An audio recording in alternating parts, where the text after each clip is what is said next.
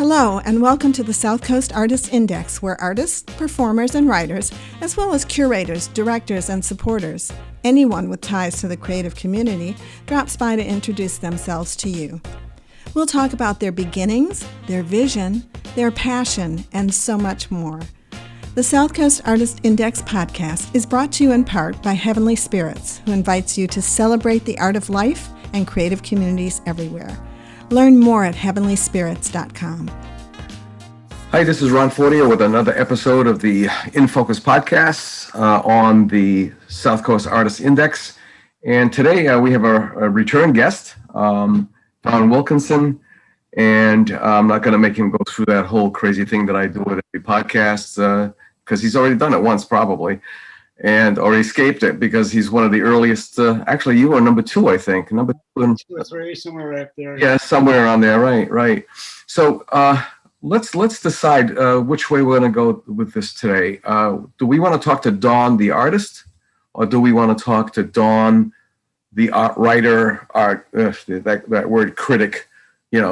So which side do you want to focus on today?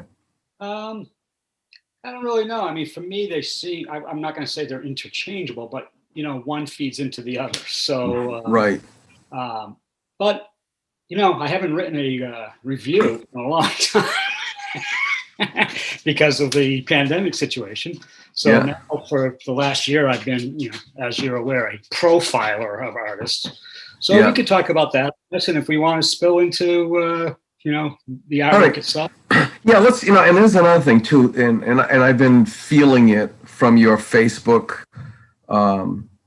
posts, not within the last couple of weeks, but just before and around the holidays, there was this edge to some of your posts. Anxiety, anger. I mean, come on, we're all facing the same crap hole of an existence. Because of what's going on in Washington, and even the pandemic can't be written off as a standalone. And then it's obviously affected all of us as artists and everybody in the art industry.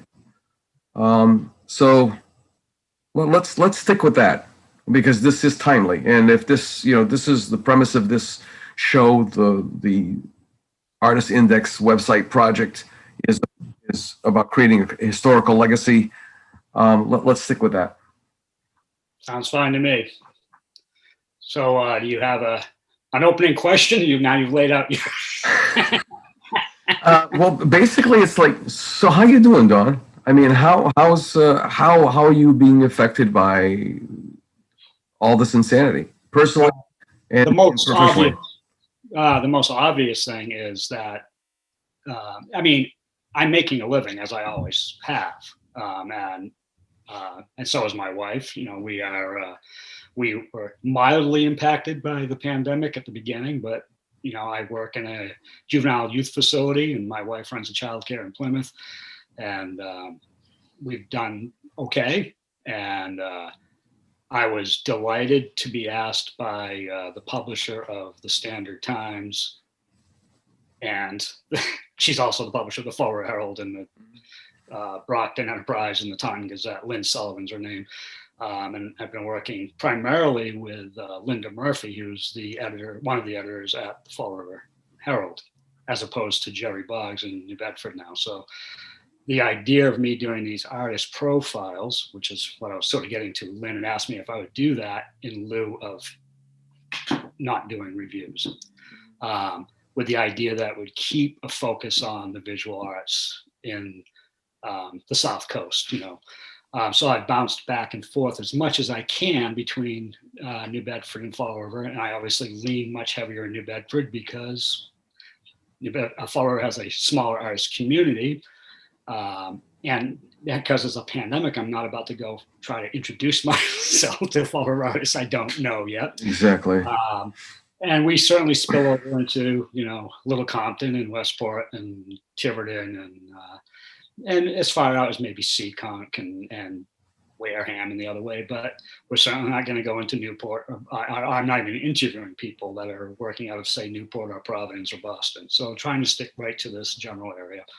And it's been my experience that our artist community that I've been talking to, and I don't know, I've done 25 of these now, I guess, weekly, maybe more than that, certainly isn't thriving, but adapting. And, certainly not being directly involved in the community as we usually think about it, at going to openings and visiting museums and sitting at the pub and BSing about art and life. As that might be what you were talking about at the beginning, that anxiety, that edge, is difficult to deal with. Yeah, artists are either very social, or they're not sociable at all. And then there's always been that bad running joke, especially about painters.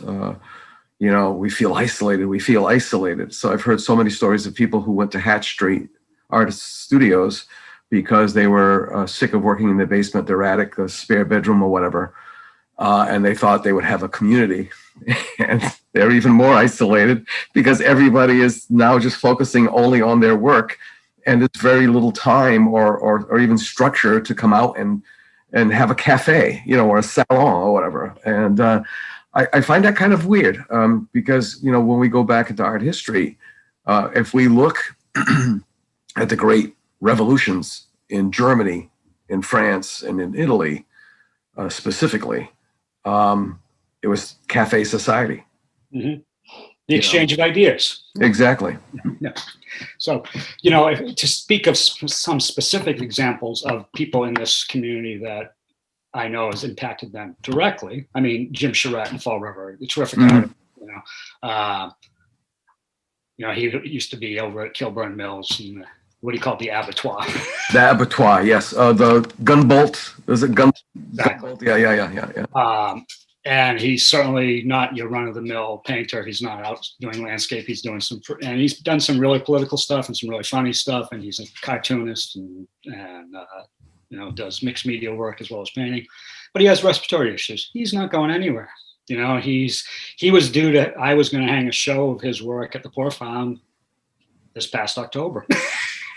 And there is work hanging in there, but it's been up for many, many months. Yep.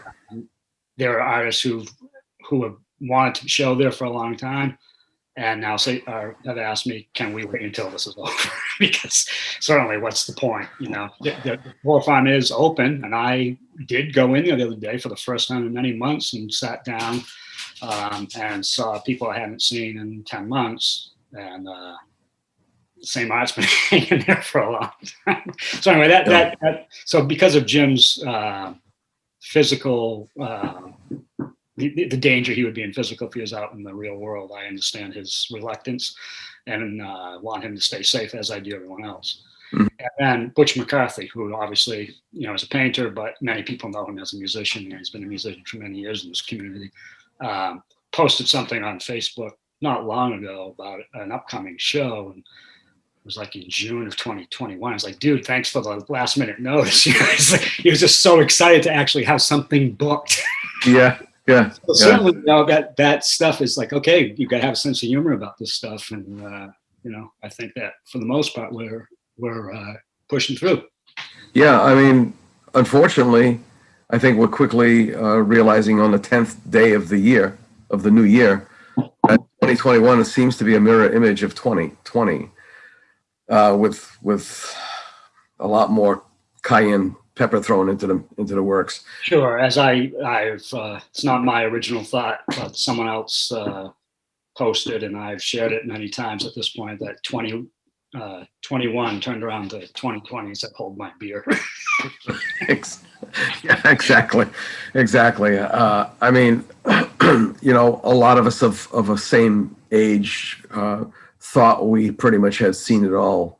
With, it seemed, like an assassination every week. Medgar Evers, Martin Luther King, Bobby Kennedy, starting with John Kennedy, the anti-war demonstrations, the Democratic National Convention riots, the riots in Watts and Chicago and Detroit. I mean, Vietnam, and then with my generation, growing up under the shadow of the potential of a nuclear attack with nuclear air raid drills and all kinds of craziness. And we pretty cover, duck and cover. And in the Catholic school, grab your rosary first. But but it just seems that if there's been a one-upsmanship with surrealism, it certainly has been evidenced by what we see on a daily basis. Right. So on Wednesday, I was driving to my twice a week class at a youth facility in Taunton. Mm-hmm. Normally I would have 5 to 6 kids I'd be teaching silk screening. I have one there now for any number of reasons, but a lot of it has to do with the pandemic. They're not bringing as many kids not only into the program, but into the facility itself because of the pandemic. Mm-hmm. The kid I have is great, very enthusiastic, but it's now he's getting a one-on-one education and right. printing. But as I drove in on Wednesday, and I head there my class starts at 3:30, and I'm always there early, and I was driving, listening to Spotify. My radio wasn't on. I parked in the lot, checked my messages, and saw that there was Washington was erupting. And I went in. I put CNN on the computer in there, and we had a slow workday planned, cleaning screens, basically maintenance work. And I said, "It's current events day, kids. Sit down," because this to me, is 9/11 was a horrible thing, and right. You may know that I may have told you this before, but on 9/11, I was taking a train from St. Albans, Vermont, to New York City to attend a convention, and we were disboarded in White River Junction because something had happened in New York and none of us knew what it was. So, this thing this week, though, that was an attack from the outside. This is an attack from within. And that, to me, is far more disturbing. Yeah, it is. In fact,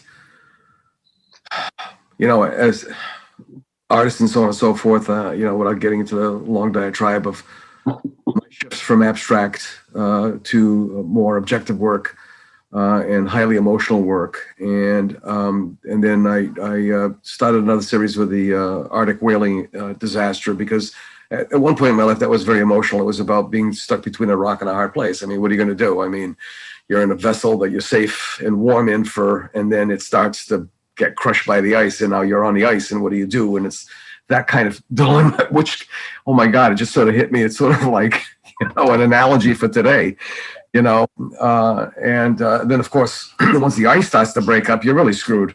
Yeah. So, but this thing about Washington, for some reason, it just got me so amped up that I just wanted to go paint it out.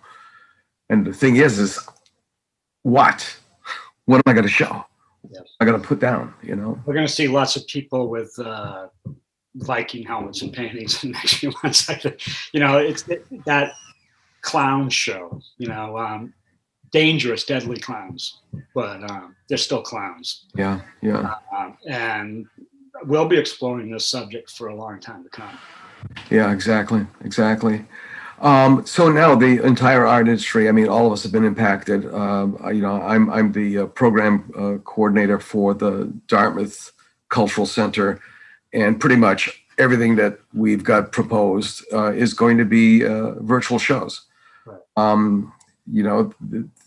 Trying to hang a show is just sort of futile. No. Because we're going to be rolling back. This mess is going to continue on. And we've known this for the last 6 months, that we're not going to be out of the woods until December at the very least of this year. So working in this kind of a virtual reality, there doesn't seem to be anybody who has done a real breakaway. There are some programs that have like a virtual reality tour of galleries and stuff, but they seem to be clunky, and some of them are like exasperating, especially if you're trying to look at it on the phone. What have you seen as far as that's all concerned?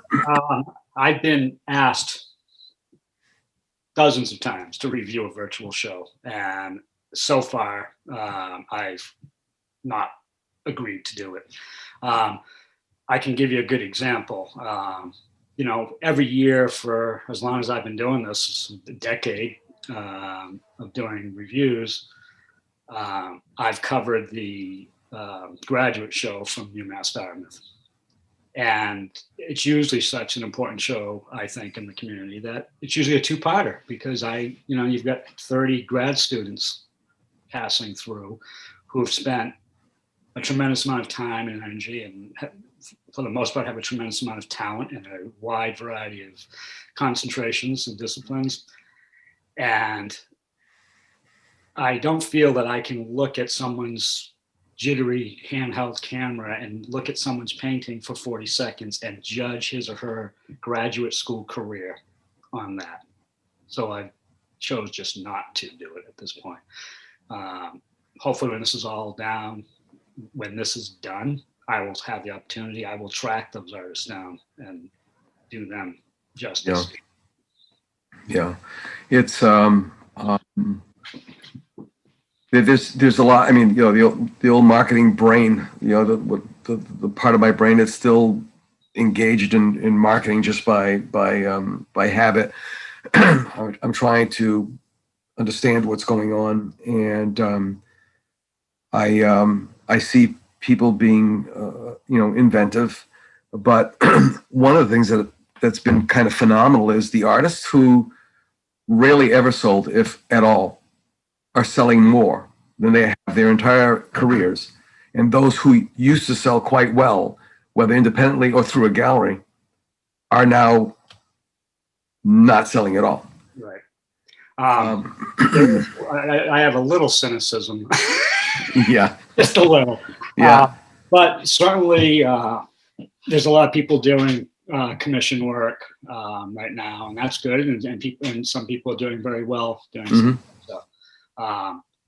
Not to be denigrating, but a lot of people certainly who were because of unemployment and yes, had money they didn't have before, and they weren't going anywhere. They weren't going out to eat.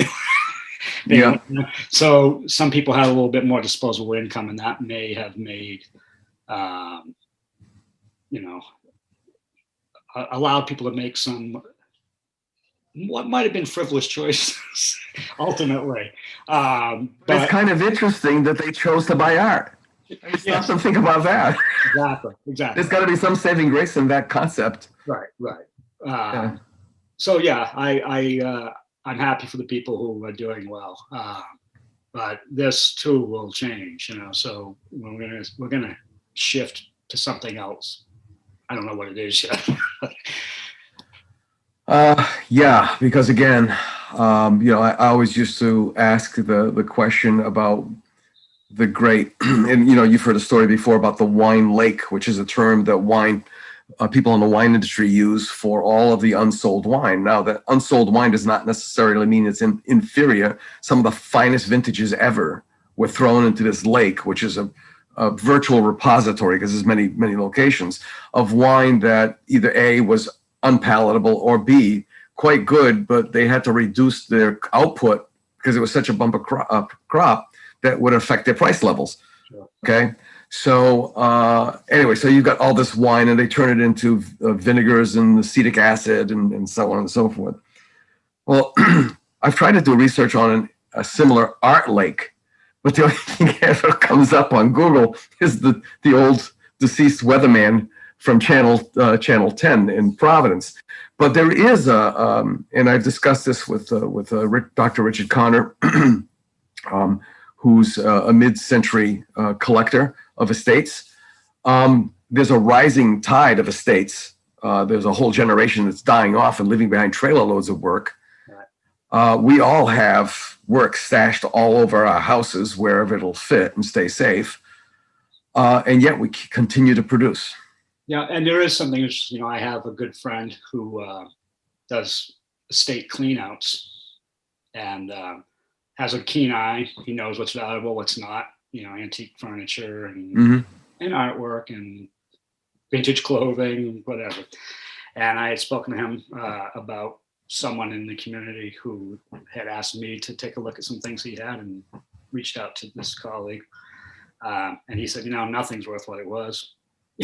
Meaning in terms of the pandemic, again, where it's hard to think, a month ahead, 6 months, a year ahead, and think, well, am I going to really buy this old mink coat? Am I really going to buy this painting? When you're really concerned about,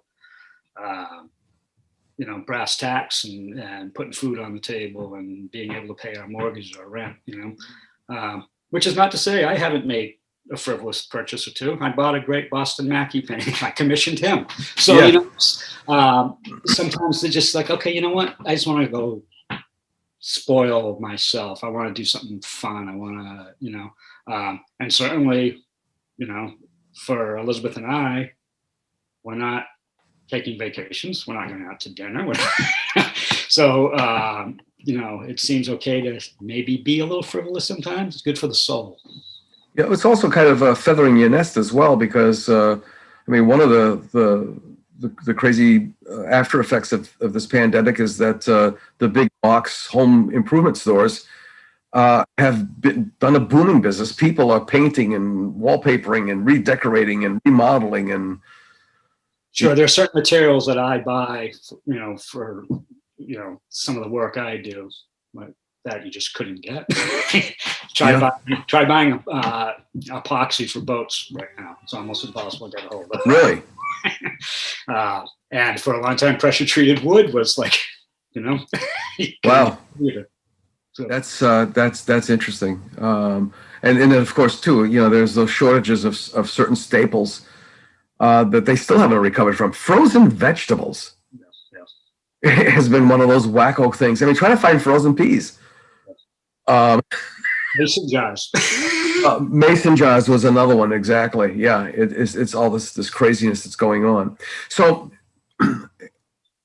I don't know if you have any futurist abilities, or if you've ever, just part of your character to try to ponder what's around the next bend or whatever, but how do you think we're going to come out of it? Not get out of this, come out of this. We're talking the pandemic, or other? Yeah, about the pandemic affecting us as well. That's a whole nother story right now. That's like a three-legged stool, and it's okay. Well, let me address the. I think the pandemic. I think we're going to get out of this. Okay. It's been. This is not. 1918. This is. Science is better. Logistics seemingly is better. We are, we're not in a world war. There are these things that I think, as long as the vaccine can be distributed equitably around the world, so that everyone gets this, and we convince the never vaxxers that this is necessary. I would even go so far as to say, if I were an employer, and I used to be a FedEx truck driver. I did not know.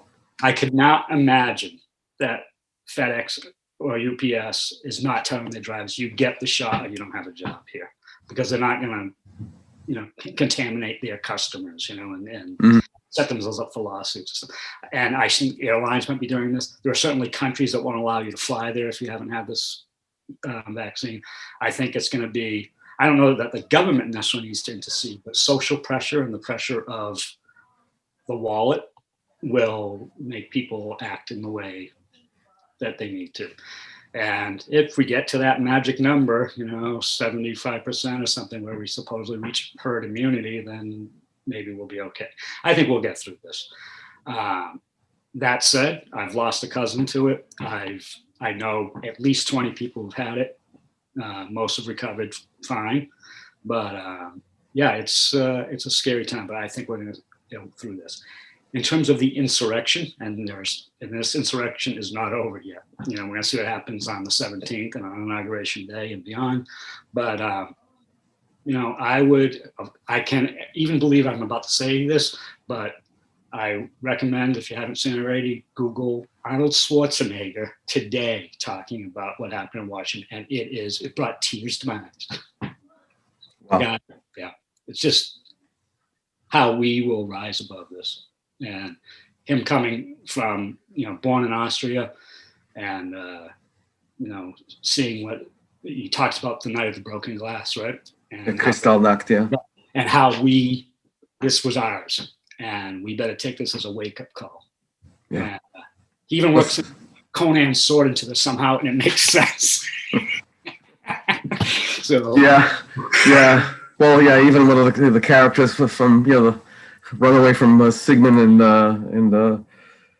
and Brunhilde there, the Ring of the Nibelungenlied and all that other crazy stuff. But and I just keep having these flashbacks to Peter the Hermit and the First Crusades. I mean, how it wasn't the intellectuals, it wasn't the movers, it was like the nobodies that created this enormous insurrection. Well, and the French Revolution too, which I found I had a couple of relatives that went to the what was the lady the what? Antoinette. No. The guillotine was called the something lady. Oh, all right. Yeah. But anyway, it's kind of crazy. Projecting ahead, I'm wondering, especially in the community of artists, is there going to be like this massive celebration? I mean, you've talked about this, kicking up your heels, getting out there, having a massive party. There's no other word for it. You know what? I've talked with, Fitz Carmel Lamar and Jay Grau, and jokingly, but half seriously, like, we're going to have a post-pandemic prom. We need to rediscover our community. Yeah, we need to blow off that steam. That's definitely. Safely, of course. But we need to. Yeah. We need to not be separated.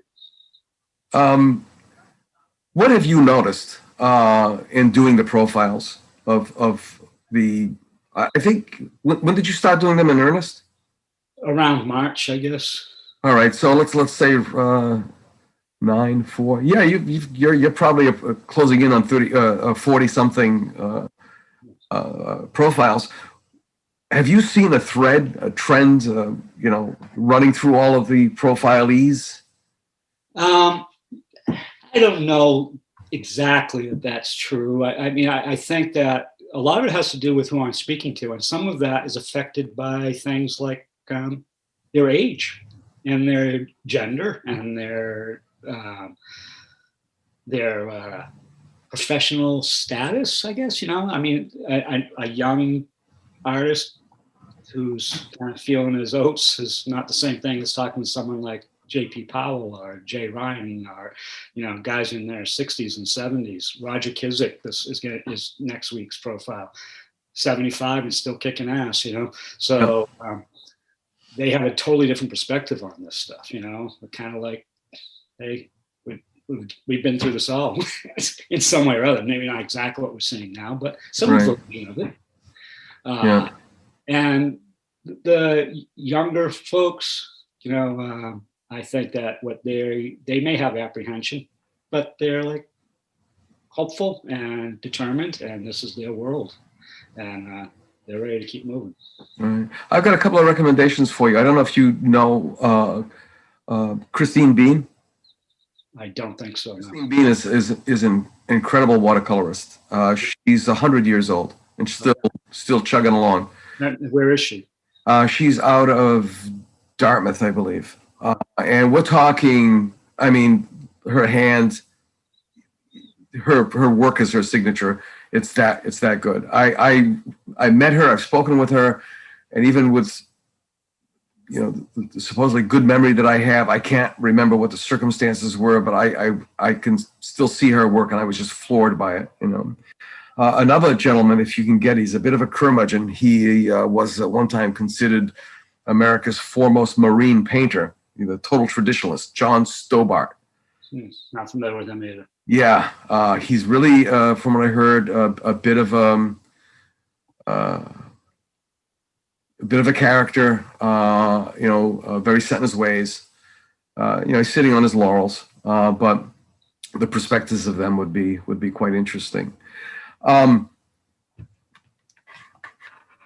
Other than Steve Remick, our mutual friend and painter, and Jim Charette,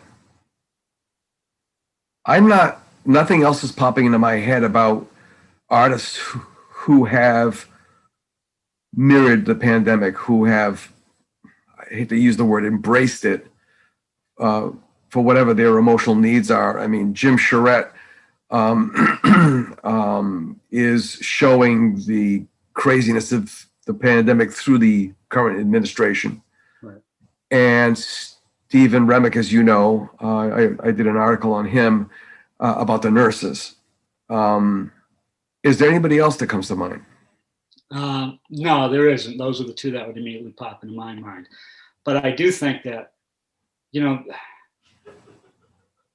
years ago when the Boston Marathon bombing happened, I wrote an article about that and what our reaction as artists should be. And I thought about, the old line about putting away childish things, right? And it's easy to think of crayons and clay and paint and, a drum set as being childish things. And I realized that just continuing to make art is in itself a political statement, to just keep moving. And I think that's the way people, not everyone's going to sit there and, Remick and Charette are doing terrific work, but that's not what everyone's going to do. And that's not what everyone should do. And I think that people just need to keep painting what they've always painted. Paint the nude, paint the landscape, go write hip hop lyrics, go dance, go do whatever it is you need to do. That is a political statement. Mm-hmm. Can we parallel that in history with the Spanish influenza? I think so, and right in after World War II to the Roaring *20s, what was all that but a reaction to the horror that preceded it, right? So I think that it's just a natural thing to do, and we don't run away from this stuff. I don't think art is escapism. I think art is a confrontation. So we're confronting what is important. Okay. All right. As you continue doing these profiles, well, first of all, it's got to be similar experiences trying to, chalk up people for podcasts. People are still running around, still have it in their lives. So it probably takes you an entire hour, if you're lucky, I guess, to make the initial contact, go back and forth, give them the questionnaire, wait for it to come back, the whole 9 yards. How has that affected you? Well, you remember, I think of deadline where we have the Monday deadlines.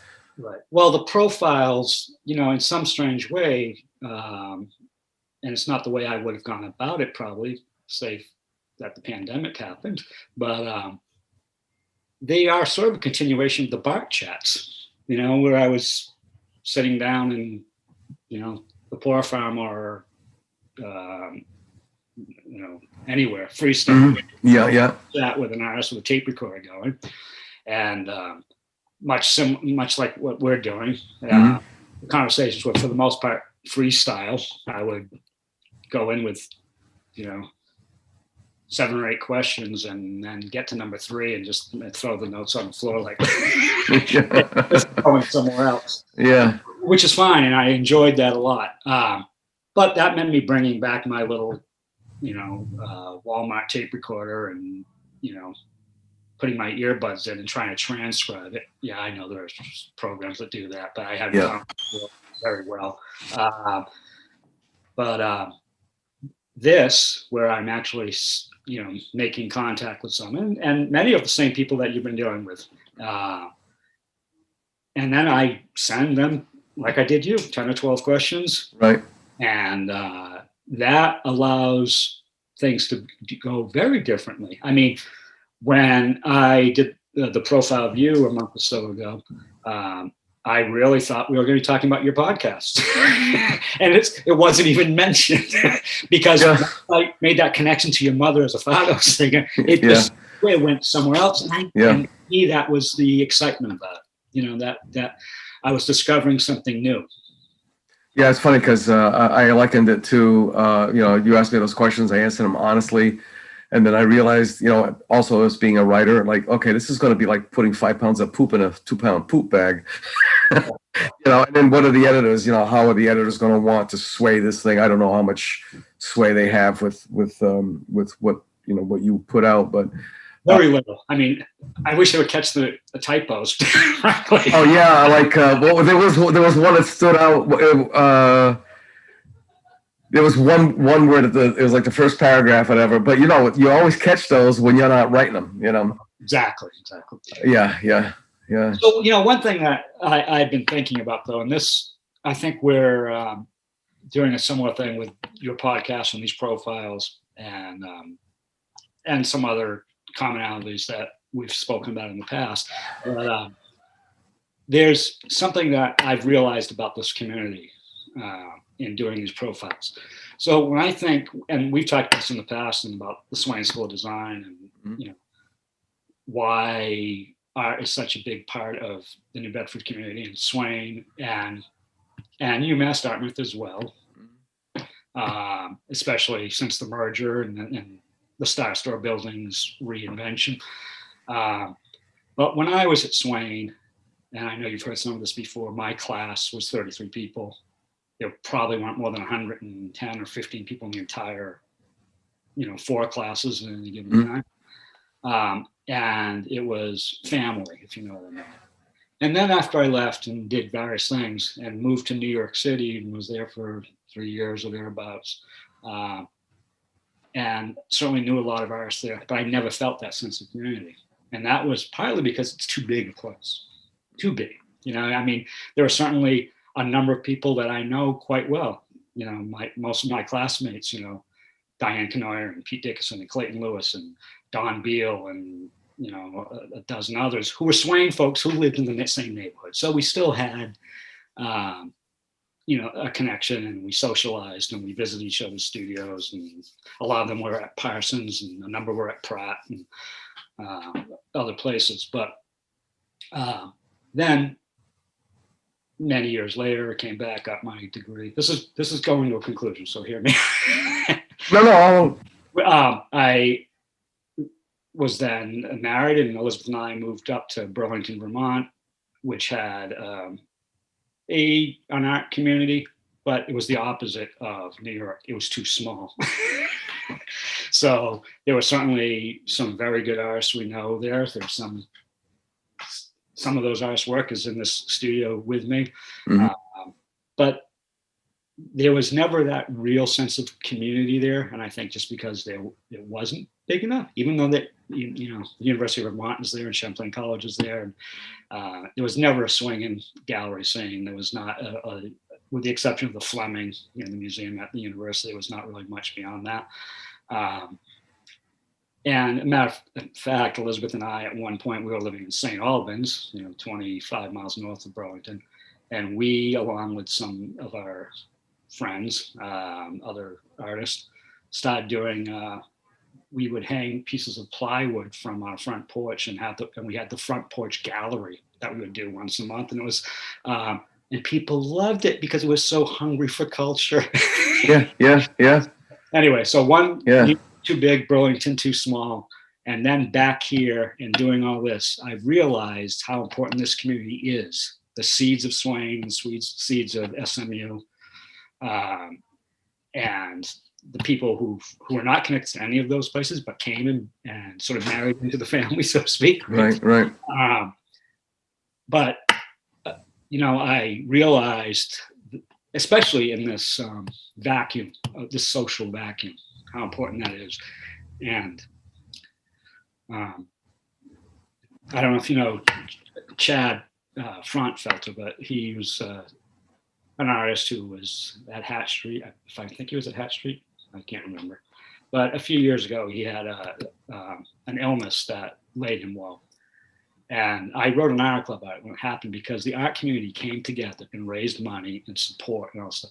And I barely knew the guy, but it was like this kind of, I look at this art community like I look at a family. And like, I don't like Uncle so-and-so so much. And, that aunt is a right. ass, right? But when it comes down to needing to help each other out, we do it. Yeah. And since at Mark St. Pierre's funeral, the wake, I should say, I, like everyone else, was overwhelmed by and he was, a much admired teacher and a good friend, and he was a vibrant part of the community from the day he got here till the day he departed. And so, but that turnout showed me and showed the whole community how much this art community means to each other. Yeah. It's almost become our third industry, from whaling to textiles to art. Yeah. We're going to wrap this up, Don. And again, this is your second one, but this isn't going to be your last one. The invitation is always open. Trying to get this wonderful idea that looked like it was controllable to another step and level, because this is like the ancestry.com for the area, and there's so much more potential, but there's only so much a couple of people can do to keep this going, and now and in perpetuity. So any parting words? I guess there's nothing I would really need to say that doesn't already echo what I just said. Just as you always sign off, persevere, stay the course, right? Just this is what we need to do. We're gonna get through this shit. Yeah, we will. Don Wilkinson, artist, art writer, man about town, or was. the virtual man about town. Thanks so much for joining us. And once again, this is Ron Fortier with another episode of the In Focus podcasts. And till we see you next time, be kind to each other and persevere no matter what. Thanks a lot. Bye-bye. We'll see you next week for another episode of the Southcoast Artist Index podcast. The Southcoast Artist Index podcast is brought to you in part by Heavenly Spirits, who invites you to celebrate the art of life and creative communities everywhere. Learn more at heavenlyspirits.com. To learn more about the Southcoast Artist Index, visit theartistindex.com. Find us on Facebook, Instagram, and YouTube. Be the artist you believe you are, and let's take care of each other out there.